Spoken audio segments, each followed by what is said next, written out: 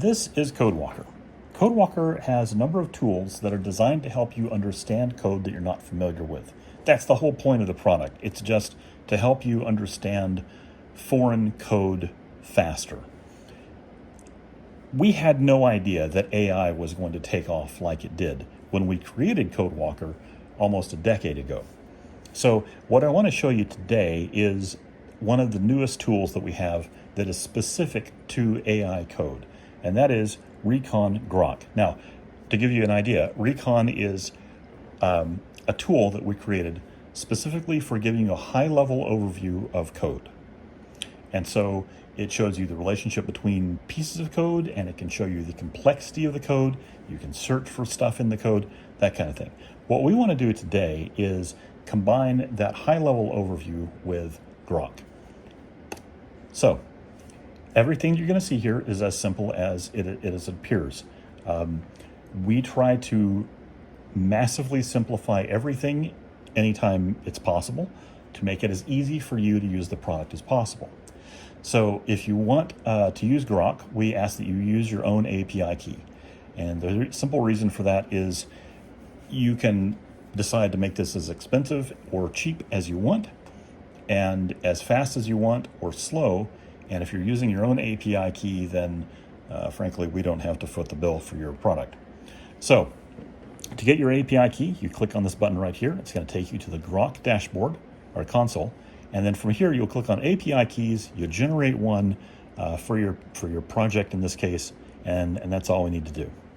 So we're going to go back in here now and see what this looks like.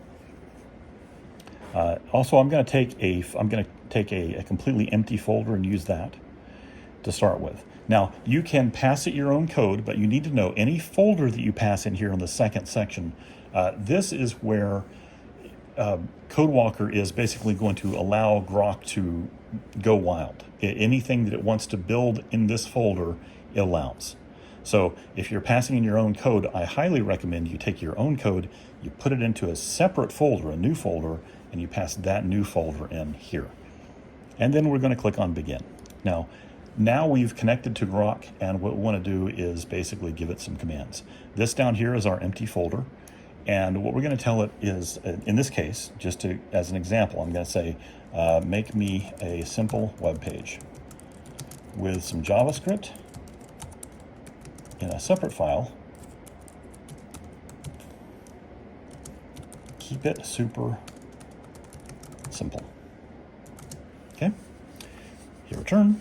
There we go. Now we're going to wait for Grok to take that. We're going to tell Grok, hey, here's an empty folder. Make something, and it did. Okay, so now it did that. Now it moved our folder over, and it put our new folder right here with some stuff in it. So let's see what that is. If we click on the folder itself, it highlights and says, I've created a super simple web page for you, index.html, main page with a heading, button, a script, a JavaScript file, a bunch of other stuff. So we're going to click open, and this is going to open it in whatever. So in this case, it'll open it in the Finder. Then we can go double click it and see what it is. Click me does hello from JavaScript. Okay, cool. That's our very simple web page there. So let's pop back in, and now we're going to do something, and this is kind of what we wanted to do with CodeWalker.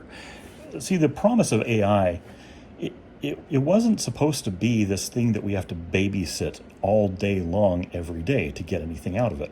What we wanted to be able to do, what I thought we'd be able to do, would be you give it some simple commands and you let it go nuts, and then you check back in later. And so that's what we've tried to do here with CodeWalker. So what we're going to do is we're going to click on the recurse button here. And if you're not familiar with recursion, a simple explanation would be repeating something over and over with the latest results. Okay, so that's maybe a bad example, bad explanation, but it works in this case. So we're going to go here to chat, and we're going to tell it improve this just a little. Hit return. Now, because the recurse button is pressed down, the send button disappears, but it still shows our text in this box. And the last request at the top shows the text also. And what's going to happen is it's going to take that code that we just gave it, and it's going to send it there, and then we get a response back. And let's see, it says here, I've made a small but nice improvement to the project, updated with inline CSS. Cool, okay. Let's see what that looks like. So we can open that up. Oh yeah, that does look better. Here's the original one. Here's the new one, okay. Very cool, very cool. Okay, let's pop back in for a second then. And when we do that, we notice that, oh, that's the last file we did. It's already made another file. Let's see what it's got for us now. Open this up. Wow, it has a reset button. Okay, let's pop back in. So what it's doing, ooh, we got something else. Let's go look at that. Let's see what we got here. Maybe I should have read the notes. Okay, so on the notes here it says, I made a small improvement. The click counter now persists across page reloads and browser sessions using local storage. Well, that's pretty cool. So the way this works is every time it's taking the latest results and sending it to the large language model. But the cool thing is, CodeWalker has its own built-in system for communicating via text with other systems. So we don't have to have what's called a RAG system in this. It already does that. And as a result, we also, and I should append that with, we also don't have to send our entire edit history every time either, because of the way CodeWalker formats data internally. As a result, we are able to basically use this very inexpensively for very few tokens and get better results. Now, if you haven't noticed this, a lot of AI systems will give you better results the first few times you use them. With CodeWalker, the way that we basically handle communicating with the LLM, it is kind of like we're communicating with it the first time every time. And we don't have to send the entire history of your code. And as a result, it takes up very little processing power. Very few tokens are used. So in this, as you can see, it's going, it's just cooking, it's making new modifications. This one, I don't know. Let's see what this one did. Okay, so, and then we'll pop back in and see what the next one is. We're going to turn off recursion for a second though. And now the next time that it finishes, since I just turned this off, I could cancel this, but I just turned it off. And that means the next time that it completes a turn, it will change from waiting to finished. So let's see, this one says made another small improvement, has a fade in. Okay, let's see what that does.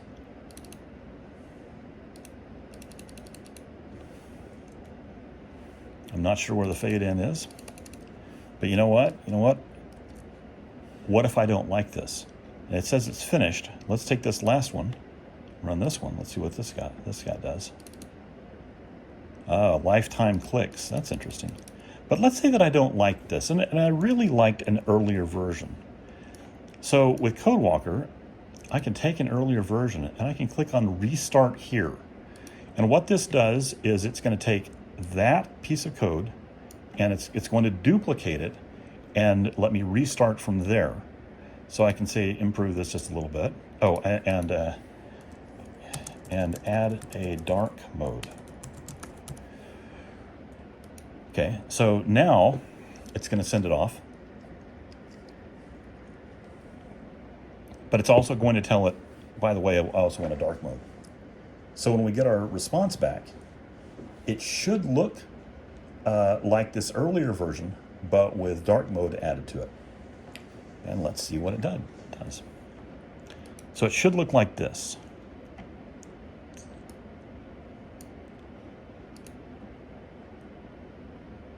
And this should be it. So I've updated it with a smooth dark mode feature. Okay, open. See what we got here. Look at that. Okay, now, obviously this is a very simple explanation, simple demonstration. If you pass in your own code, it will do the same thing with your own code. Now, I used this as an example because it's very easy for the purposes of a video to show you the results instantly, and because I have a very short attention span. Otherwise, this video would never get done. But what it should give you some idea of is the power of how well CodeWalker's ability to start over is with code and its ability to use online large language models. Now, let me show you something cool, though. So we've been looking at all of this stuff here. If we go take a look, if we go back here and take a look at that API usage, we are now down to $5.07, but we started this at $5.01. Now, granted, this is not a lot of code, but in terms of processing, in terms of online large language model usage, this is way more than what you would be able to get normally by using one of these large language models for a given amount of time, because every one of these iterations would carry with it the weight of all the previous chat history. And so by the time we get to about a third of the way through here, every time we're basically almost doubling some of our code, or some the data that we're sending to it. It very quickly adds up. But here at the very end, with this latest one, we open this. Okay, so it's added, it's changed the formatting, it's done some other stuff. It still is at, let's see what we're at right now. We're still at $5.07. It didn't even use enough to matter 1 penny. That is the power of CodeWalker as your intermediary between the large language model and your code, because the way that it formats data and the way that it handles creating new data allows it to basically get around one of the biggest limitations in large language models, which is this massive context history. So I invite you to try this out yourself. Grab your own code if you want, or you can just start from scratch like I did. Doesn't matter. Go to CodeWalker, codewalker.io, grab the latest version off there, download it, try it out. Put $5 on Grok and see what kind of results you get. And the cool thing is, this is using very little resources on my computer. And because of the way that CodeWalker formats data and compresses it and talks to Grok, it's using very little resources on Grok as well. And so you could let this run probably all day and not exceed $5, depending on what kind of stuff you're passing in. Okay, so we're now down to 505. I'm very curious to see what kind of results you get. So please give it a shot, try it out, and then get in touch. Let me know what you get.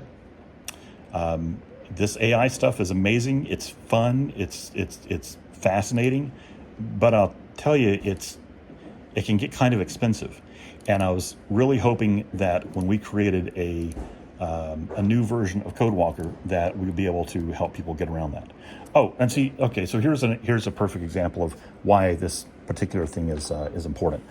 So you can see here, I turned off recursion. You can see here that the code looks kind of out of control. And the reason for that is likely that it was truncated somewhere. And so CodeWalker is looking at this, and realistically the code wouldn't compile and run. And I bet if we go look at this, it probably has some script errors. So let's run it, take a look. Yeah, we got something going on here. Syntax error. Okay, so instead of trying to fix it, instead of trying to figure that out, I could actually just step back a few versions and I could say, okay, well, fine, start here. And I could tell it again, improve this just a little. And let it run from there.